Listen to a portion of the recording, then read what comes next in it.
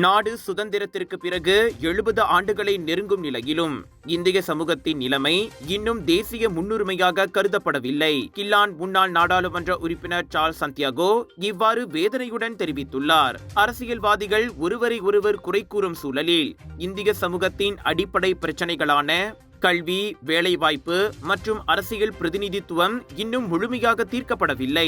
அரசாங்கங்கள் மாறினாலும் இந்திய சமூகம் தொடர்ந்து புறக்கணிக்கப்பட்டதின் விளைவே இதுவென அவர் குறிப்பிட்டார். PKR துணைத் தலைவர் நூருல் இசா அன்வார் திரைக்கு பின்னால் மக்கள் பணியாற்றுவது தொடர்பில் எழுந்துள்ள சர்ச்சை குறித்து சார்ல்ஸ் பேசியபோது அவர் இதனை தெரிவித்தார்.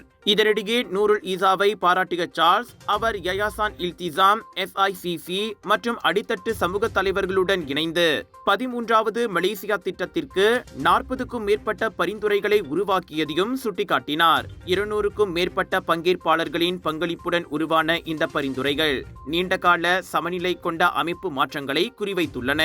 பெருமை பேசும் நேரமல்ல இது, மாற்றத்துக்கான உண்மையான முயற்சிக்கான நேரம் என கூறிய சார்ல்ஸ், எந்த சூழலில் சமூகத்தின் வழியை அரசியல் சாதனமாக பயன்படுத்தக்கூடாது. மாற்றத்திற்காக அரசியல்வாதிகள், சமுதாய தலைவர்கள், வணிக உலகம் எல்லோரும் சேர்ந்து பணியாற்ற வேண்டும் என வலியுறுத்தினார்.